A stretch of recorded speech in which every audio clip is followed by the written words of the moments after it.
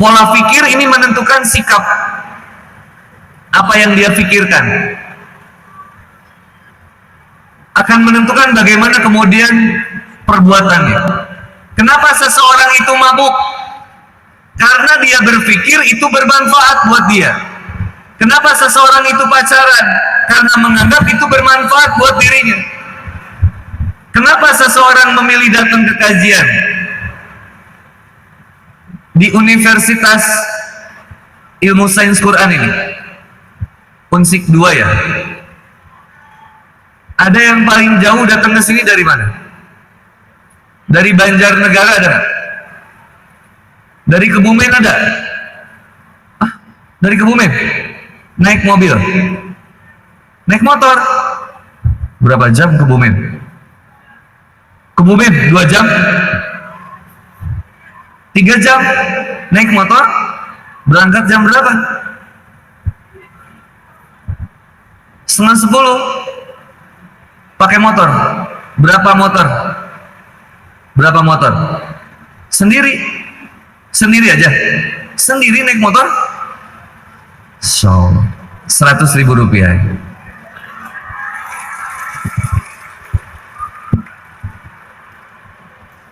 Insya Allah, luar biasa. Ya, maaf ya, Bu ya, sama-sama. Barakallah. Ada lagi yang dari Kebumen ada? Dari Kebumen ngekos di Wonosobo? Dari Kebumen? Pakai motor juga?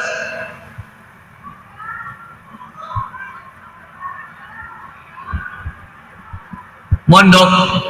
Oh, ndak kaji. Ora iso. Siapa yang paling jauh lagi selain dari Kebumen? Dari mana?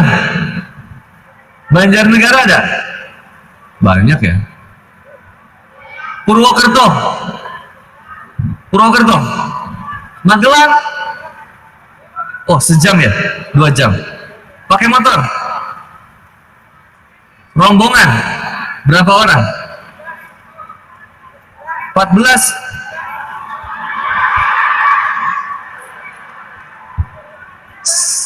Yang ceweknya berapa orang? 3 orang. Yang ceweknya? Ya udah, ceweknya 50.000 masing-masing ya. Saya pulangnya kayaknya diongkosin sama Ustadz Irfan kayaknya. Goceng lagi duit ya. Ini Bu ya. Oh iya, insya Allah. Yeah, sama-sama. Ada yang lagi hamil? Yang lagi hamil ada nggak? Yang bawa anak? Oh banyak ya, ya. Yang Iwan yang paling jauh dari mana? Magelang. Purworejo, Purwokerto ada? Semoga Allah memberikan kesabaran dan kekuatan bagi teman-teman semua. Takbir. Hebat. Mental pejuang. Masya Allah, makin banyak ya. Ini kayaknya apa bisa maju ya? Yang akhwat kehujanan, kasihan ya. Silakan masuk. Alhamdulillah. Alhamdulillah, hujan di luar jadi berkah ya, jadi pada masuk ya. Boleh majuan. Mudah-mudahan tidak terjadi desak-desakan ya, seperti di Itaewon. Siap. Iya. Masih ada karpetnya ya? Masih, alhamdulillah. Kenapa setiap pengajian banyak ahwatnya ya? Ikhwannya selalu sedikit ya? Ya, saya ambil tunggu ya teman-teman, sedang dikondusifkan. Ya, yang baru masuk silakan, masih muat sepertinya. Ya, di atas juga masih bisa. Alhamdulillah ya. Saya merinding sendiri loh, banyak banget ya. Hah? Insyaallah. Sudah ahwat? Itu yang di depan apa? Emang mau masuk sini? Siapa? Itu yang di depan nanti. Yang di depan. Ah. Iya. Oh iya. Register gitu. Masya Allah ya, banyak banget. Saya jadi deg-degan. Ya, silakan masuk Ibu dan Bapak. Karena banyak ibu-ibu, temanya jadi ganti ya.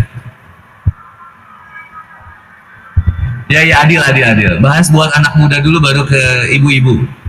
Solusi berumah tangga ya. Siap. Saya sambil lanjut nggak apa-apa. Ini suara saya jelas kan ya? Kedengeran kan? Kekencengan nggak kalau saya teriak-teriak? Segini cukup nggak?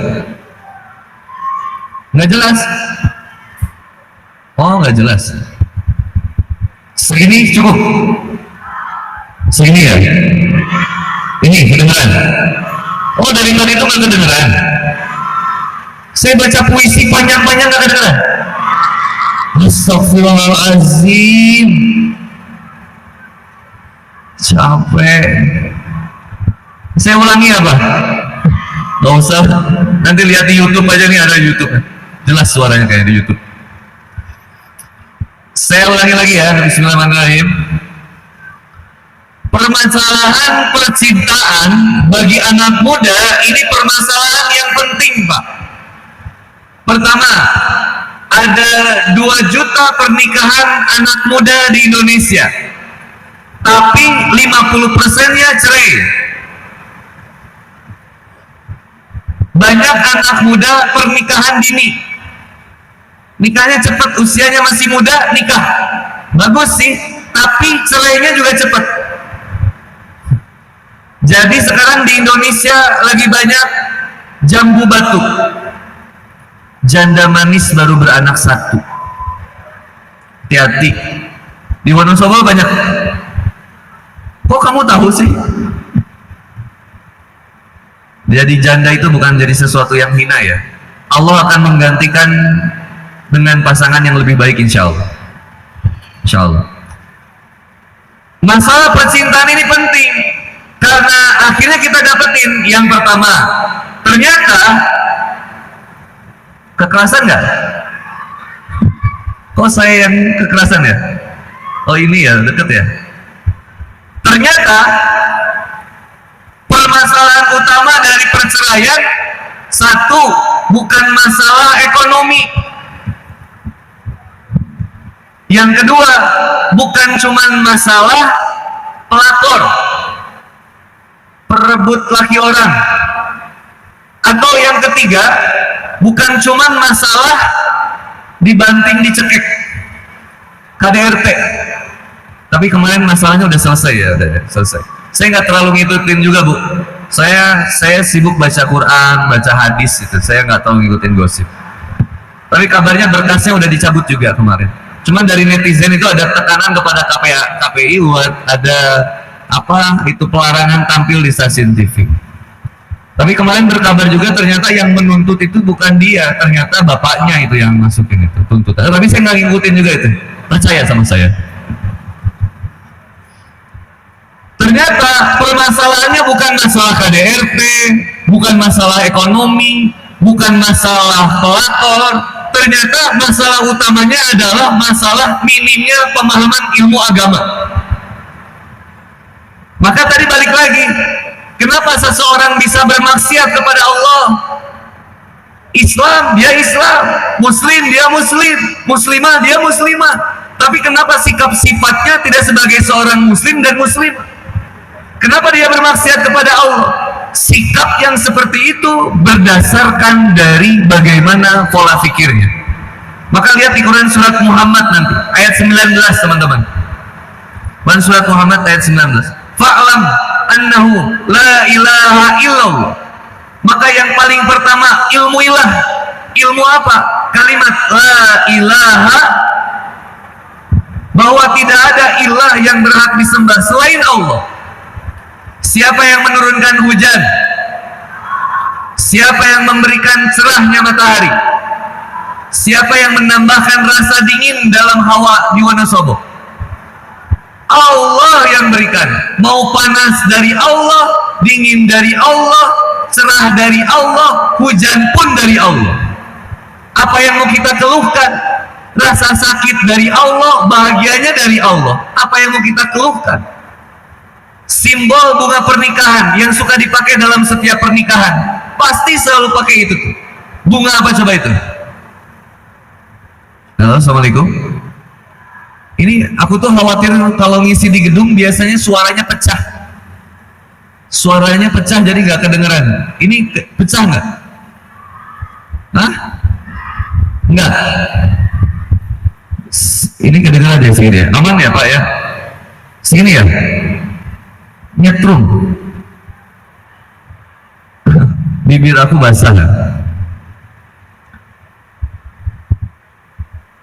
Cek.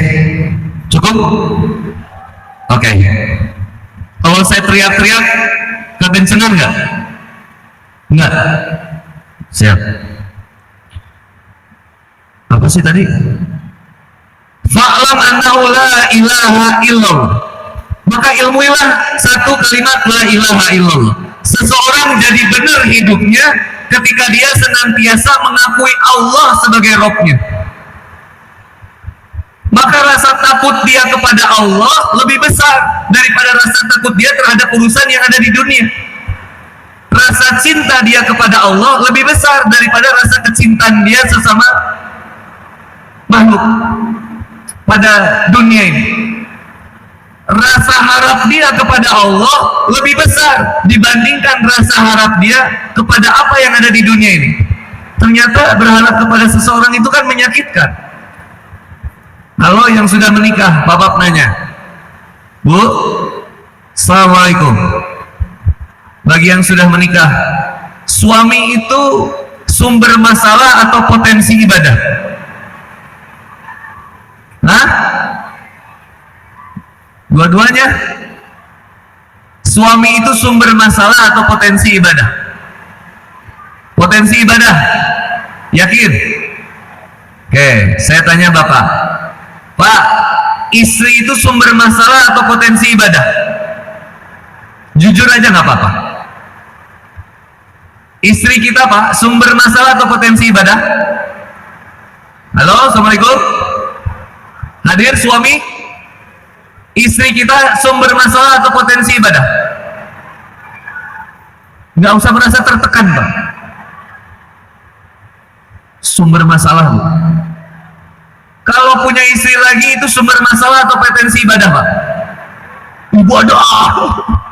Bu, gitu Bu. Punya suami sumber ibadah, potensi ibadah. Punya istri sumber ibadah, potensi ibadah. Lihat, datang ke bank, set main ke bank. Ada customer service di bank. Pernah lihat customer service? Itu kalau Kang Boni main ke bank, masuk ke bank, langsung disambut. Assalamualaikum Kang Boni, silakan duduk dulu. Ada yang bisa dibantu? Boleh pinjam buku tabungan dan kartu ATM-nya? Mau kopi, teh, air putih biasa? Mau permen? Silakan. Pertanyaannya, apakah sikap dia kepada suaminya sama ketika dia berhadapan dengan nasabah? Kebayang nggak? Pegawai bank mempraktekannya di rumah. Suami pulang, assalamualaikum, langsung dia buka. Waalaikumsalam Bapak, selamat datang di rumah kami. Ada yang bisa dibantu? Silakan duduk dulu. Mau air kopi, teh, atau baygon? Diracun. Kenapa? Karena sikap istri bergantung kepada apa yang ada di dunia. Ketika dibayar bisa berubah, ketika tidak dibayar nggak berubah. Padahal suami potensi ibadah yang paling besar, istri juga potensi ibadah yang paling besar. Maaf buat yang jomblo, kita bahas suami istri dulu ya. Banyak yang udah nikah sini.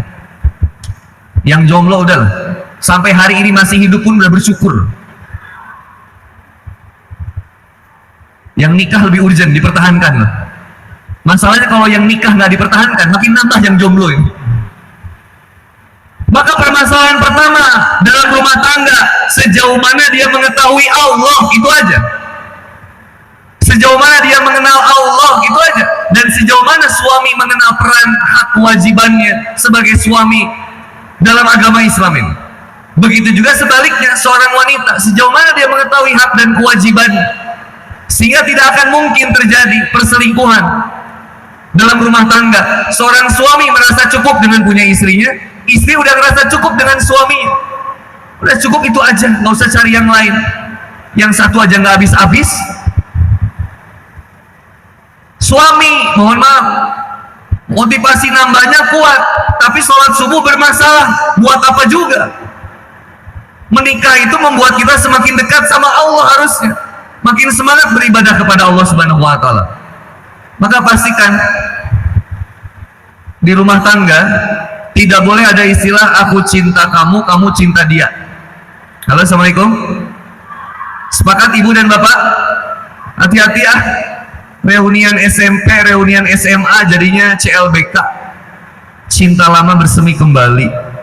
Atau cinta lama yang belum kelar. Banyak sekarang ya. Alhamdulillah. Ini satu buat yang sudah menikah. Aku cinta kamu, kamu cinta dia, udah nggak ada. Tapi kalau yang udah nikah, jadinya gimana? Jadinya aku dan kamu sama-sama mencintai Allah. Ibu berumah tangga sama bapak. Ketika ibu berumah tangga sama bapak, misalkan ibu tanya, Pak, mau dibawa kemana rumah tangga kita ini, Pak? Sama seperti Kang Boni ngajak mami,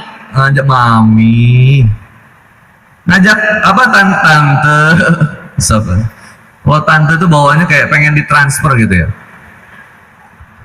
Aku ngajak teman-teman misalkan, jalan-jalan yuk, kemana? Ke Bandung. Mau kemana Kang? Pokoknya jalanin aja. Nggak jelas mau kemana, maka nggak akan sampai-sampai. Teman-teman yang datang ke sini pakai Google Maps ada nggak? Halo, assalamualaikum. Ada yang ke sini pakai Google Maps ada nggak? 1, 2, 3, banyak. Kenapa teman-teman bisa sampai ke tempat ini?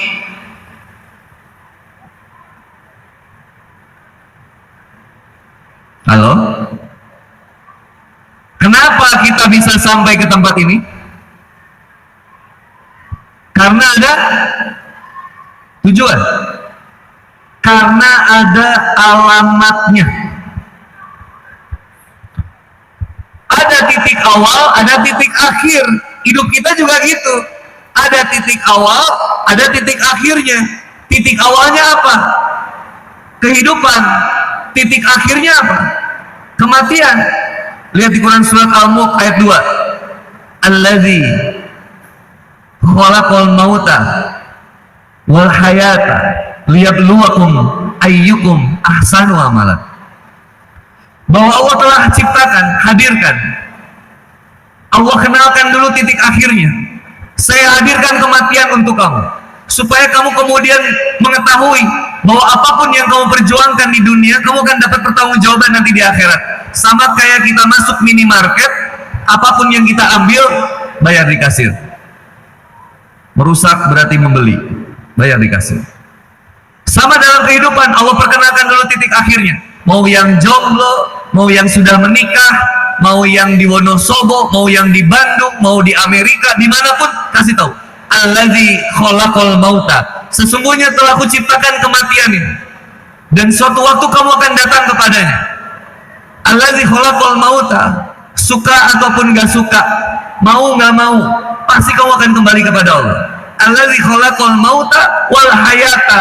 Tapi sekarang saya kasih kamu potensi kehidupan untuk kamu hidup. Saya kasih kamu hidup, saya kasih rizkinya, saya kasih hartanya, saya turunkan hujan supaya jadi menumbuhkan tumbuh-tumbuhan, sayur-sayuran, sehingga bisa menjadi sesuatu yang bisa kamu makan. Allazi ja'alakum fil sama bina wa anzala minas sama'i ma'an fa akhraja bihi minas samarati rizqan lakum fala taj'alu lillahi andada wa antum ta'lamun. Quran surat Al-Baqarah ayat 22. Saya turunkan hujan sebagai rizki bagi kamu, bukan musibah. Kalau ada hujan jadi banjir, yang salah siapa? Hujannya atau manusianya? Sip, sepakat. Allah kasih rizkinya, Allah kasih sehatnya, Allah kasih tangannya, Allah kasih kakinya, Allah kasih matanya, Allah kasih telinganya, Allah kasih semua potensi kehidupan buat kamu. Kata Allah, Allazi khalaqal mauta wal hayata. liyabluwakum ayyukum ahsanu amalan. Lalu kemudian Allah uji setiap manusia. Supaya apa? Supaya Allah mengetahui siapa yang terbaik amalnya. Maka setiap dari kita ada yang diuji. Mohon maaf, ada yang diuji dengan pasangannya. Suami diuji dengan istrinya, istri diuji dengan suaminya. Ada yang diuji dengan orang tuanya. Ada yang diuji dengan mertuanya. Ada yang diuji dengan kakak adiknya. Ada yang diuji dengan sahabatnya. Yang gak ada kerjaan itu. Dan yang paling aneh, merasa diuji dengan pacarnya. Halo, assalamualaikum. Kalau ada yang masih berpacaran di Wonosobo dan yang hadir di gedung ini, kita doakan semoga diputuskan oleh Allah Subhanahu wa Ta'ala. Ini mumpung hujan nih, diijabah doa kita. Ayo doa bareng-bareng. Ya Allah, mudah-mudahan seandainya ada di antara kita yang masih berpacaran, putuskan ya Allah. Yang masih berharap sama mantan, jauhkan ya Allah. Ya Allah, seandainya dia adalah jodohku, dekatkan ya Allah. Tapi seandainya dia bukan jodohku, jodohkanlah ya Allah. Maksa. Ada doa yang paling kejam itu. Ya Allah, seandainya dia adalah jodohku, jodohkan ya Allah. Seandainya dia adalah milikku, dekatkanlah sedekat-dekatnya kepadaku ya Allah. Namun seandainya dia bukan milikku ya Allah, tolong ya Allah, dekatkan dia kepadamu sedekat-dekatnya ya Allah. Ambil dia ya Allah. Itu doa yang paling kejam. Itu doa jomblo yang terzolimi itu. Semuanya diuji, nggak ada yang nggak diuji.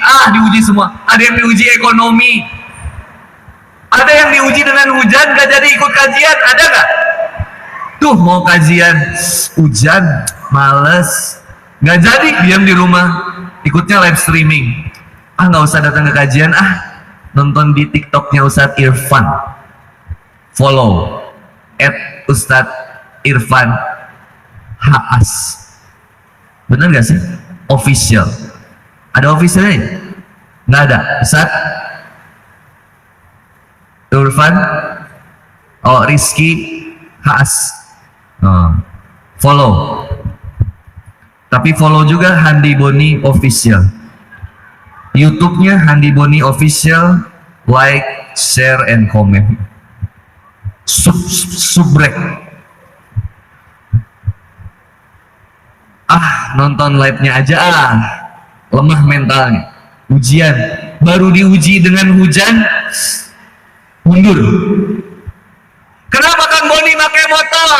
Supaya membuktikan kepada anak muda Wonosobo, saya dari Bandung semangat pengen ke Wonosobo.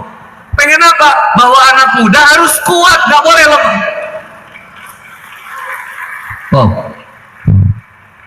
Syamida Araso. Kenapa Kang Boni pakai motor? Karena kata ulama, mental manusia itu kayak hewan ternak. Kalau dibiarkan lemah, dia jadi lemah. Kalau diajak kuat, dia jadi kuat. Kalau pengen kuat mentalnya, anak muda harus kayakan luka dan air mata. Dia harus kayakan pengalaman, nggak boleh jadi kaum rebahan. Apalagi kemarin di momentum Sumpah Pemuda, Indonesia harus membuktikan hari ini di Wonosobo akan lahir anak muda yang bukan nggak suka pacaran, bukan nggak laku, tapi dia takut sama Allah dan dia senantiasa mengagungkan asma Allah. Maka mulai dari hari ini anak muda Wonosobo, tolong jaga yang pertama ahwat. Udah nggak usah percaya sama omongan laki-laki kalau dia nggak serius nikahin kita. Bukan kita, kamu maksudnya. Kalau kita jadi sekong. Masih percaya sama omongan laki-laki? Halo, assalamualaikum. Yang sering nyakitin cewek atau cowok? Yang sering mengkhianati cewek atau cowok? Yang sering berbohong cewek atau cowok? Yang sering disakitin cewek atau cowok? Yang sering dibohongin cewek atau cowok? Yang sering dikhianati cewek atau cowok? Nih Pak, saya buktiin teorinya Pak ya, mohon maaf Pak. Maka konsep yang pertama, wanita tidak pernah Kalau laki-laki benar maka wanita lebih, kalau wanita salah maka laki lebih, maka wanita tidak pernah, wanita selalu. Maka itu Pak, neraka isinya kebanyakan wanita Pak. Wah, kenapa ditepuk tanganin lagi? Kamu tepuk tangan, iya benar juga ya. Kok aneh sih? Udah, nauzubillah. Tapi insya Allah, ini kalau dilihat dari wajah-wajahnya, insya Allah, mudah-mudahan jadi bidadari surga. Kayaknya, insya Allah.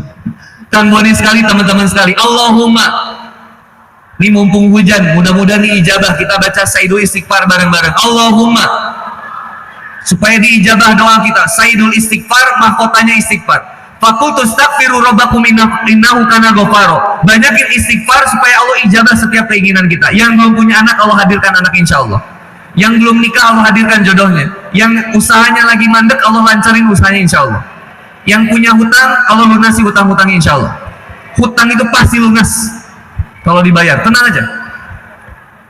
Kang Boni sekali, teman-teman sekali. Allahumma anta rabbi la ilaha illa anta khalaqtani wa ana abduka wa ana ala ahdika wa wa'dika mastata'tum a'udzubika min syarri ma sana'tu abu laka bi ni'matika alayya wa abu bi dzambi faghfirli fa innahu la yaghfiru dzunuba illa anta.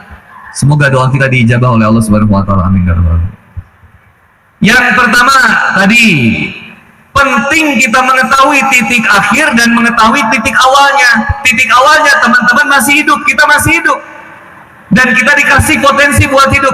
Catat, teman-teman. Satu, siapa orang yang paling jahat? Siapa orang yang paling buruk? Yaitu orang yang dikasih potensi sama Allah, dikasih kehidupan sama Allah, dikasih rizki sama Allah. Dia bisa melihat, dia bisa mendengar, dia bisa merasakan, dia bisa berjalan, tapi dia pergunakan semua potensi yang Allah berikan justru untuk mengkhianati Allah. Saya ulangi, siapa orang yang paling jahat, siapa orang yang paling buruk? Yaitu orang yang dikasih rizki sama Allah, dikasih potensi kehidupan sama Allah, dikasih kaki tapi dia pakai kakinya buat maksiat di jalan Allah. Dia kasih mata, Allah kasih mata, tapi matanya dia pergunakan untuk kemudian bermaksiat kepada Allah. Dikasih dia punya rizki untuk beli mobil, beli motor, tapi dia pakai untuk kemudian justru pergi ke tempat maksiat. Maka yang pakai mobil, yang pakai motor berangkat pada sore hari ini, suatu saat akan menjadi saksi yang hebat di hadapan Allah Subhanahu wa taala. Meskipun motornya Supra Bapak, yang kalau di starter itu susah hidup. Kalau di Kickstarter juga tapi nyampe ke masjid, tapi nyampe ke kajian, maka insya Allah itu jadi motor yang akan terbaik di hadapan Allah. Yang pakai mobil, dipakai mobilnya ke sini, mantap. Tapi ada orang yang dikasih motor, dikasih mobil, tapi justru dia pakai untuk mengkhianati Allah. Dia pakai maksiat di jalan Allah. Dikasih Instagram, dikasih TikTok, tapi malah dia pakai untuk bermaksiat di jalan Allah. Hati-hati, selebgram and seleb TikTok. Halo, selebgram dan seleb TikTok Wonosobo. Mulai hari ini posting-postingan yang positif. Kang Boni itu paling seneng kalau lagi kajian, teman-teman langsung, hello guys, aku lagi di kajian. Posting aja. Kenapa Kang? Barangkali ada teman kita yang dapat hidayah dari postingan kita. Ini Ustadz Irfan live TikTok. Kok Ustadz Irfan main TikTok sih? Lihat TikToknya, dakwah isinya. Lihat Instagramnya, dakwah isinya. Kita minimal kalau nggak ngisinya dakwah, ya ikut nge-repost konten-konten dakwah. Kalaupun enggak, kita bikin satu kegiatan yang positif dari sosial media kita. Pakai di jalan Allah. Tapi ingat, kalau kebalikannya, yang ahwat, Pertanyaannya, yang sering main TikTok cewek atau cowok? Yang banyak main TikTok cewek atau cowok? Cewek. Yang nonton TikTok cewek atau cowok? Cowok. Karena wanita sekarang seneng banget ngumbar aurat. Kata Nabi Muhammad SAW, akan sampai kepada akhir zaman, suatu saat akan sampai kepada akhir zaman. Apa cirinya? Satu, sudah hilang rasa malu dari wanita. Tuh, udah nggak ada rasa malu aja, dibongkar semua. Bahkan sekarang prostitusi nggak cuman offline, ada prostitusi online. Luar biasa, peminatnya banyak. Kehilangan rasa malu dari wanita. Sedih ya kalau lihat itu ya. Pakai konten kita untuk sesuatu yang baik, TikTok kita, Instagram kita. Tapi kalau enggak, jadi manusia yang paling buruk. Siapa? Yang pakai potensi dari Allah, tapi dia justru bermaksiat kepada Allah. Kebalikannya, siapa orang yang paling baik? Siapa orang yang paling mulia? Yaitu seseorang yang diberikan potensi oleh Allah, dikasih harta, dikasih ilmu, dikasih tangan, dikasih kaki, tapi dia pergunakan justru untuk beribadah kepada Allah. Mami bocor ya?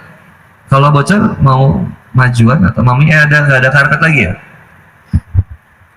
Bocornya kalau gede bisa berpindah. Nah, mau ditutupin pakai apa? Ember. Maaf mengganggu. Sip. Aman? Maaf ya. Itu juga ada yang bocor. Iya. Sip. Aman.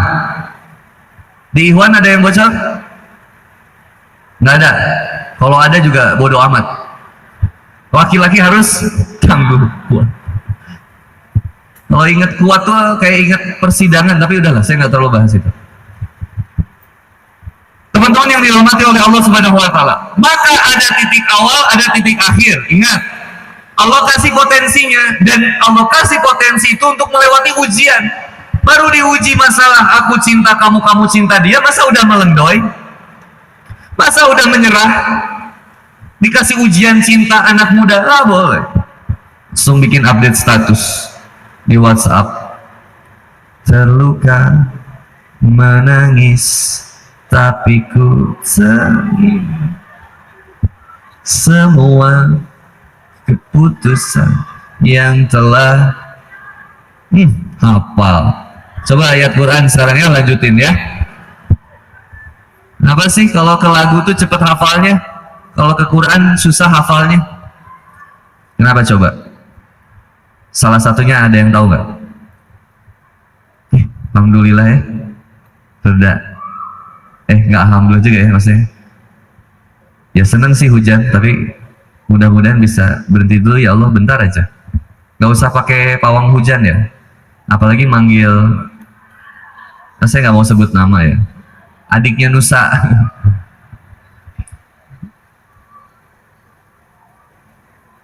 Sampai mana tadi?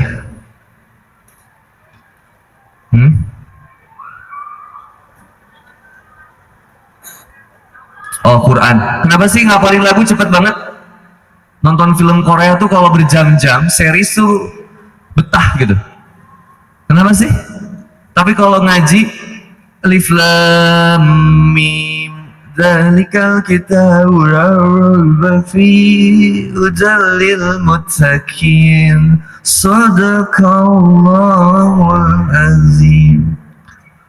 Muzammil diundang ke Wonosobo. Nah, ada ember. Kayaknya kalau nggak ada kainnya susah ini. Mau pakai shawl saya nggak, Bu? Nggak ada sedia. Demi wanita apa yang enggak sih? Iya, wanita itu harus dijaga ya. Nggak boleh dibanting, dicekek, nggak boleh. Kesel ya. Saya udah bela-belain, malah dicabut berkasnya. Ya tapi nggak apa-apa ya. Gimana dia aja tuh, kenapa sih diurusin? Bayangin, kenapa nonton drakor bisa berlama-lama? Halo, assalamualaikum. Kenapa nonton drakor bisa lama-lama? Happy banget. Kayaknya saya juga nggak ada waktu. Min husni islami maritakuhu malayan. Di antara kebaikan seorang muslim, tinggalin hal yang nggak bermanfaat. Nggak penting drakor itu. Kemarin ada bisnis proposal ya, Sinhari sama Kang Taimo. Siapa yang mainnya? Kim Sejung. Main Kim Sejung juga ngirim hadiah buat aktor di Indonesia ya kemarin. Subhanallah. Dan sekonton Caca yang kemarin 16 episode itu ya. Saya nggak ngikutin bu, cuma lihat di iklan aja. Istri saya yang nonton, saya nemenin gitu udah. Kenapa nonton Korea betah? Nonton konser musik banyak. Kemarin ada konser di Dieng. Di Dieng ada. Wah ramai banget. Lebih penuh dari ini loh. Apa saya harus pindah jadi konser dakwah ya? Kenapa? Lihat Quran surat Al-Jatsiyah ayat 23. Afarita manita khoda ilahahu hawahu. Pernah nggak kamu melihat manusia yang menuhankan hawa nafsunya? Mohon maaf. Dalam menjalani kehidupan ini bukan berarti teman-teman nggak boleh happy-happy. Silakan mau bahagia. Mohon maaf ya, kalau saya, anak saya Kansa Humaira Khairunisa. Ini anak saya yang pertama. Alhamdulillah saya udah punya istri 3, anak 3, mau 4. Ini istri saya lagi hamil. Doain ya bu. Ini udah 5 bulan. Alhamdulillah. Seneng banget saya kalau punya. Kenapa istri saya tuh harus punya anaknya banyak? Saya tuh khawatir kalau suatu saat saya meninggal duluan, ada yang nikahin istri saya. Jadi akhirnya saya harus target istri saya harus anaknya banyak, supaya ketika saya meninggal, orang mikir 2 kali buat nikahin istri saya. Anaknya banyak soalnya. Tiba-tiba istri aku nanya, oh gitu ya? Terus kalau mamam yang meninggal, papa bakal nikah lagi?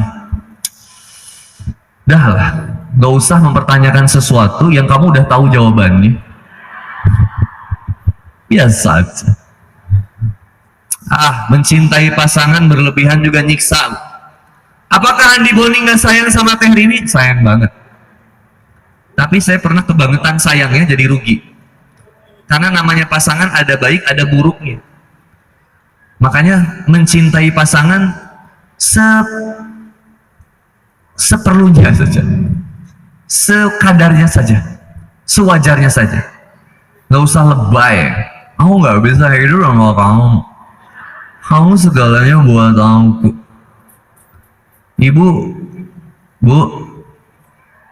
Ibu cinta nggak sama suami? Banget. Takut nggak kehilangan suami? Takut kan? Berbagi dengan suami mau nggak? Assalamualaikum bu. Ibu milih suami selingkuh atau suami poligami?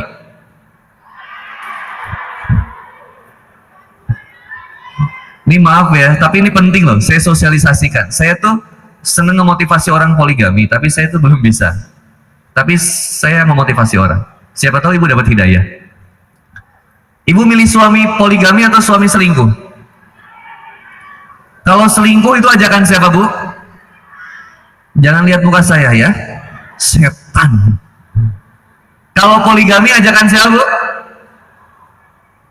Setan juga. Sebuah aja. Kalau poligami ajakan siapa? Kenapa ibu tiba-tiba wajahnya penuh amarah kepada aku? Selingkuh ajakan siapa bu? Poligami ajakan siapa? Ibu mau ngikutin perintah setan atau perintah Allah? Jawab dengan jujur. Perintah Allah mau? Jadi milih suami selingkuh atau suami poligami? Gak dua-duanya tetap pak. Gini aja bu jawabnya gampang. Suami itu pertanyaan yang ditanyakan istri saya ke saya. Saya ke istri saya.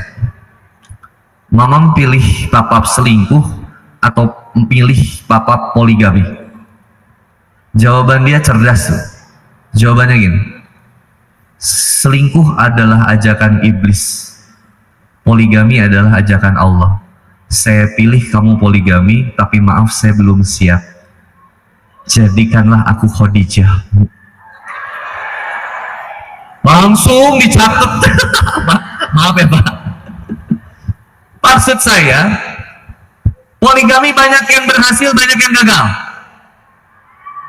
Astagfirullah.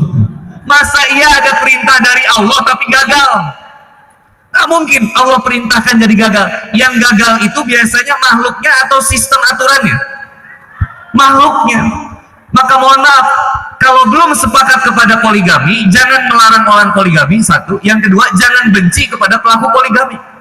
Silakan aja, kalau ibu nggak sanggup, bilang aja, mama saya belum sanggup, gitu aja, cukup nggak? Dan jaga kalau ibu nggak mau suami ibu poligami, satu, nggak pengen ada dia di antara kita. Kalau ibu nggak pengen ada dia, yang lainnya di antara ibu dengan suami, maka satu, do the best sama suami. Lakukan yang terbaik sama suami. Dan cantik ibu di undangan atau di rumah? Halo, assalamualaikum. Mami kalau dandan cantik di rumah atau di undangan? Di pengajian atau di undangan? Kalau di undangan, dempulannya sejam. Eyeshadow, day cream, lip gloss, lip balm, lipstick, eyeliner, apalagi blush on, belum lagi pelentik bulu matanya, pensil alisnya disambungin dari kiri ke kanan, sampai disulam bibirnya nggak boleh ya, sambung alis itu nggak boleh. Kemudian apalagi bu, semuanya diurusin. Tapi ketika di rumah biasa aja nggak boleh. Kayak nanti ibu lihat nanti di Tokopedia atau di Shopee, cari lingerie motif macan. Nanti ibu beli lingerie motif macan. Begitu suami pulang, ibu ditembok udah gini. Ditembok ya. Begitu suami masuk, assalamualaikum, langsung ibu bilang, waalaikumsalam. Itu yakin ya, suami lempar ibu pakai sepatu itu. Bukan dikira istrinya, itu dikira tokek itu. Gede banget ya. Ibu boleh pakai baju seksi ya. Di rumah boleh pakai seksi bu. Lingerie pakai apalagi daster boleh bu. Dasteran seksi, sobek-sobek gitu boleh. Boleh. Yang nggak boleh ibu terlihat seksi di luar. Di dalam rumah ke barat-baratan, di luar rumah ke Arab-Araban, keren. Tutup auratnya rapat. Yang belum pakai kaos kaki, pakai kaos kaki. Yang udah pakai cadar, alhamdulillah. Istri saya pakai cadar juga bu. Saya nggak pernah minta istri saya pakai cadar, tapi istri saya sendiri yang pengen pakai cadar. Saya tanya, Mamam kenapa pakai cadar? Supaya cantiknya cuma buat kamu. Insya Allah, Hajar Aswadku. Apa kamu bilang? Hajar Aswad? Kenapa aku dipanggilnya Hajar Aswad? Aku hitam? Enggak. Hajar Aswad itu adalah satu batu di Ka'bah yang selalu direbutin semua manusia, dan semua manusia berusaha untuk menciumnya, tapi hanya ada satu pria yang berhasil mencium kamu, aku. Ibu panggilan di rumah apa bu? Beruang. Kenapa? Nah, balik lagi ya. Yang pertama, jangan lupa titik awal, titik akhir. Kalau ada yang mau nanya di kertas aja ya. Nanti ada, mumpung ada Ustadz Irfan bisa bantu jawab. Ada titik awal, titik akhir. Ingat, Allah dikhalaqal mauta wal hayata liyabluwakum ayyukum ahsanu amalan. Satu, titik awalnya kehidupan kita, titik akhirnya kematian. Kita nggak ada yang tahu ending kematian kitanya kapan. Jangan ngabisin dengan sesuatu yang sia-sia. Aku cinta kamu, kamu cinta dia. Suatu fenomena percintaan yang nggak ada ujungnya. Dan satu hal yang paling menyakitkan bagi saya adalah ketika melihat anak muda jatuh dalam lubang percintaan yang belum pada waktunya. Kata Nabi Muhammad SAW, tidak ada solusi antara dua orang yang saling mencintai kecuali menikah. Maka menikahlah. Tapi menikah perlu tiga: siap ilmu, siap mental, siap harta. Kalau belum sanggup untuk menikah, tahan. Boleh nggak seorang wanita menyukai lawan jenisnya? Boleh. sewajarnya saja. Dah, memendam dalam diam untuk sementara. Boleh nggak tapi saya mengutarakan cintanya kepada pasang laki-laki yang saya sukai? Boleh. Ada akhwat misalkan mengutarakan ke laki-laki, Mas, tolong nikahi aku, Mas. Nggak usah gitu juga ya, lebay ya. Bilang aja, Mas, mohon maaf, udah nikah atau belum, Mas? Belum. Mohon maaf, kalau berkenan, saya lagi buka lowongan, Mas. Saya udah siap nikah. Dan saya menyukai akhlak Mas, rajin ke masjidnya, Masya Allah. Gimana, Mas? Oh ya, sebelumnya maaf, saya memang sering ke masjid. Tapi saya sebenarnya marbot masjid. Pak, Bu, akhwat. Halo, Assalamualaikum, akhwat. Nggak usah cari yang kaya, cari yang soleh aja. Kalau pengen selamat dunia dan akhirat, nggak penting tampangnya, jangan lihat hitamnya, tapi lihat bagaimana kedekatannya dengan Allah Subhanahu Wa Taala. Cukup itu. Kaya itu bonus, ganteng itu kemudian nilai plus. Yang penting takwanya dulu. Tapi cari laki-laki yang punya semangat kerja keras, kan itu yang paling penting. Iya nggak? Agamanya bagus, tapi semangat kerja kerasnya bermasalah, bisa jadi bermasalah kehidupan. Kok ada laki-laki yang senengnya nyantai, istrinya yang kerja, suaminya ongkang-ongkang kaki aja, nggak boleh. Kalau laki-lakinya paham ilmu agamanya, dia akan bekerja keras dan mempertahankan harga diri dan keluarganya. Kita cari laki-laki yang paham ilmu agamanya yang baik. Laki-laki, Assalamualaikum, yang belum nikah, cari akhwat calon istri satu yang solehah, cantik, kaya, dah itu aja.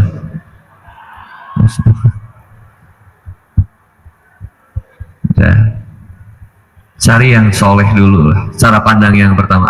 Ustaz, gak jaminan ada pasangan yang soleh juga ternyata kemudian dia bercerai. Ya bukan berarti kemudian teteh cari yang buruk. Makanya saya pun suka kesel ya. Dulu saya pernah punya pengalaman dalam, mohon maaf ya, kan saya juga fase hijrah, Bu. Zaman SMA diputusin. Alasannya gini, kamu terlalu baik buat aku. Terus aku bilang, oh gitu? Ya udah ya, mudah-mudahan kamu dapat begal ke depannya. Tapi saya pastikan dia menyesal hari ini. Waduh, nggak juga lah ya. Balik lagi satu, tentukan titik awal, titik akhir, dan pastikan kita pengen sampai kepada ridhonya Allah. Bahwa kita hidup, diberikan potensi hidup oleh Allah, dan kita akan melewati banyak ujian.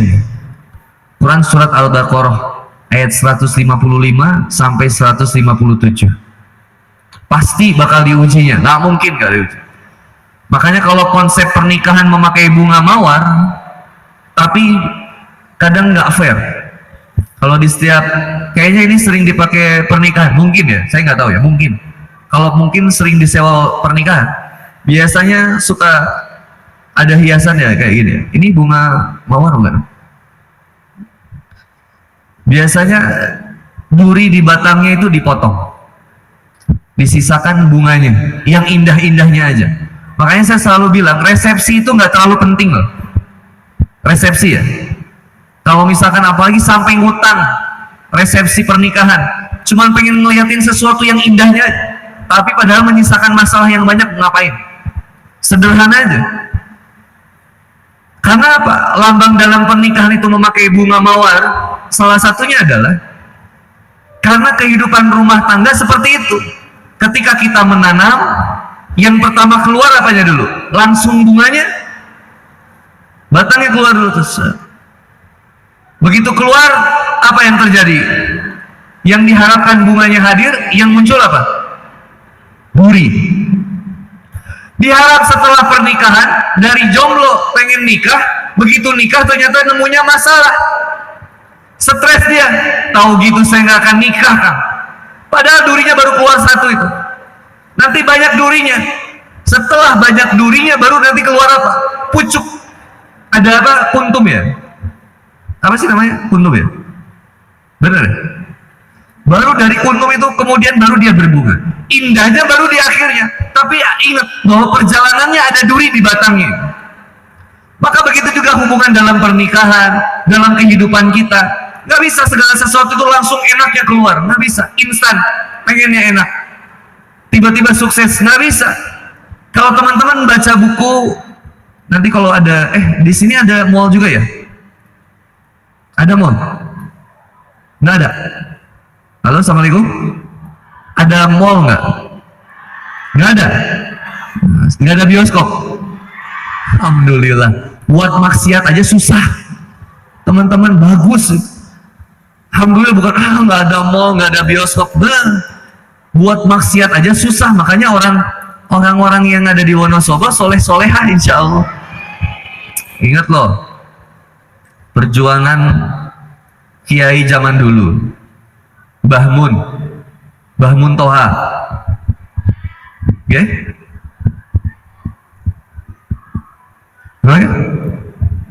Mbah Mun, bener? Dia kan yang bikin pesantren itu kan?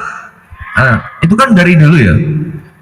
Coba perjuangan beliau dakwah luar biasa, jalan kaki menyebarkan agama. Kita yang akhirnya menikmati hasil. Ini universitas menghasilkan banyak pejuang-pejuang luar biasa. Tugas sekarang kita bayangin Bu, di Wonosobo, buat maksiat aja susah, tinggal taatnya aja sama Allah. Di Bandung tempat maksiat banyak, godaannya lebih besar. Kita pengen maksiat gampang kayaknya. Yang aneh, orang Wonosobo pengen maksiat harus keluar kota juga, masih didatengin. Coba, ada alam yang indah malah dipakai pacaran. Coba nongkrong di bukit-bukit itu ya. Bukit apa? Ulir. Bukit Ulir. Munir, Singkunir, itulah pokoknya. Alamnya diciptakan sama Allah indah, mempesona, dipakai maksiat. Ada motornya, nggak ada orangnya. Mana itu? Sampai ada layanan curhat, menerima layanan curhat di Oyo. Auzubillah, Bu. Sekarang lagi tren apa, Bu? Lagi tren di anak muda, tren jatah mantan. 3 hari mau nikah, H-2 berhubungan seksual dengan mantannya. Mantannya nitip benih akhirnya. Maka nanti itu yang dia lahirkan bukan anak dari suaminya. Bayangin sekarang, rusaknya generasi. Dari SMP sudah banyak wanita yang sudah tidak perawan. Indonesia darurat seksual, 1,2 juta wanita setiap tahunnya aborsi. LGBT sudah lebih dari 10 juta di Indonesia. Pertanyaan berikutnya, apa kita tidak khawatir? Kalau kita khawatir, apa yang harus kita lakukan? 1, memperbaiki diri, mengetahui kemudian ujung saya bakal meninggal, maka saya nggak boleh maksiat. Saya nggak boleh kemudian menempatkan nafsu saya di depan akal saya. Saya harus tempatkan akal saya di depan nafsu saya. Yang berikutnya, yang kedua, saya jaga keluarga saya. Quran surat At-Tahrim ayat 6. Wa anfusakum wa ahlikum nar. Silakan jaga keluarga saya. Ibu jaga suaminya. Makanya saya bilang, kalau ibu lebih taat sama Allah, jangan banyak nuntut kepada suami, tapi tuntun suami. Buktikan sikap yang paling terbaik kepada suami. Begitu juga sebaliknya, bapak nggak usah banyak nuntut sama istri, Pak. Tuntun aja istri untuk sampai kepada ridho Allah Subhanahu wa Ta'ala. Caranya gimana? Salah satunya konsep saling, bukan konsep paling, tapi konsep saling menghargai, saling menghormati, saling menyayangi, saling mengapresiasi, saling memuji, saling mengingatkan, saling membangkitkan. Bukan merasa paling berharga, paling dihormati, paling disegani. Maka hati-hati ketika wanita, ibu-ibu sudah menikah, hartanya lebih banyak daripada suami. Terkadang suami yang ada di bawah kaki ibu-ibu. Boleh. Auzubillah. Ibu punya penghasilan, tetap support aja suami. Kan enak kalau misalkan gitu. Pak, mama alhamdulillah usahanya lancar, Pak. Tugas papa berikutnya adalah, papa sekarang paling banyak, Pak, belajar ilmu, Pak, agama, supaya bisa diceritakan lagi ke mama dan ke anak-anak, Pak. Yuk. Kenapa bapak-bapak lebih serius dalam kerjaan tapi tidak serius dalam rumah tangga? Kalau di kerjaan ada jangka pendek, jangka panjang, jangka menengah, kita akan mencapai ini omset sekian, sekian, sekian.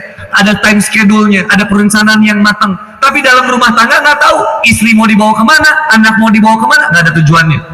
Maka tanya sama ibu-ibu, Bu, enak anak-anak sekolah di rumah atau sekolah di sekolah? Belajar di rumah atau belajar di sekolah? Ketika lockdown kemarin 2 tahun, nggak ada kajian, nggak ada sekolah, semuanya work from home. Sekolah di rumah tuh namanya apa? Jadi belajarnya di rumah online ya? Apa namanya, Bu? Ya itu. Apa? Daring. Lihat. Ibu milih daring atau anak-anak sekolah? Di rumah atau di sekolah? Di sekolah. Kenapa? Karena anak stres diajarin sama ibunya, ibu stres ngajarin anaknya. Bapaknya di mana? Maka Bu, saya temuin konsepnya tahun 2019 kemarin. Setelah COVID, istri saya tiba-tiba bilang ini, Papa rajin banget tausiah di luar, tapi Papa lupa tausiahin aku. Papa bisa menjadi superhero di luar rumah, di kantor Papa. Tapi Papa nggak jadi superhero di rumah ini. Astagfirullahaladzim. Lupa. Bu, baru di situ. Ayo Mam, meeting. Maka mulai hari ini kita meeting. Meeting sama istri. Seminggu sekali ada report weekly, report mingguan. Ada report monthly, report bulanan. Apa yang udah dilakukan sama istri, apa yang akan dilakukan istri. Anak ada 3, Kansa, Hasna, Azam. Kansa sudah mempelajari apa, potensinya apa, Azam, potensinya apa, Hasna, potensinya apa, sampai penyakitnya kita lihat, ini apa penyakitnya, ini apa, ada pantangan apa, alerginya apa, ayo kita penuhin ini, targetin ke depan, sekolahnya nanti targetnya apa punya potensi yang bisa kita kembangkan, ayo cari amal soleh apa yang kemudian kita kerjain bareng, sampai Bibi saya ajak meeting, Bi, ngumpul, kenapa Ustadz meeting? Wah, seumur-umur saya jadi Bibi, belum pernah diajak meeting, sekarang meeting, Bi, mohon maaf, kalau Bibi cuma bersih-bersih rumah, sapu-sapu, belanja ke pasar, mohon maaf Bibi yang kafir yang lain juga bisa. Tapi Bibi harus menjadi seorang Bibi yang diridhoi oleh Allah Subhanahu wa Ta'ala. Tugas Bibi, hafalkan juz 30. Setor ke Mama. Kemarin report Bibi, Ustaz, saya baru jadi Bibi tapi serasa pesantren. Apa-apa digaji kok. Maka jadi orang tua kita, anak muda, orang tua, ketika jadi orang tua, satu, jaga dirinya. Ustaz, saya soleh tapi suami saya nggak soleh. Buat apa? Aku ngaji, suami aku nggak ngaji. Aku sholat, suami aku nggak sholat. Gendeng iki. Gak usah dikeluhkan. Jangan-jangan ibu adalah wasilah hidayah bagi bapak. Maka tugas ibu mendakwahi bapak. Gimana caranya? Wala tastawil hasanatu wala sayyi'ah idfa billati ahsanu faizal bainaka wa bainahu adawatun ka'annahu waliyyun hamim. Wa may yulaquha illal ladzina sabaru. Balas setiap keburukan dengan kebaikan. Gitu aja terus. Sambil dakwahin pelan-pelan. Supaya apa? Supaya akhirnya sama-sama bisa membangun rumah tangga yang baik sehingga menghindarkan anak kita dari kemaksiatan. Yang kedua, poin buat anak muda. Halo, assalamualaikum anak muda. Saya udah kelar nih bahas orang tua.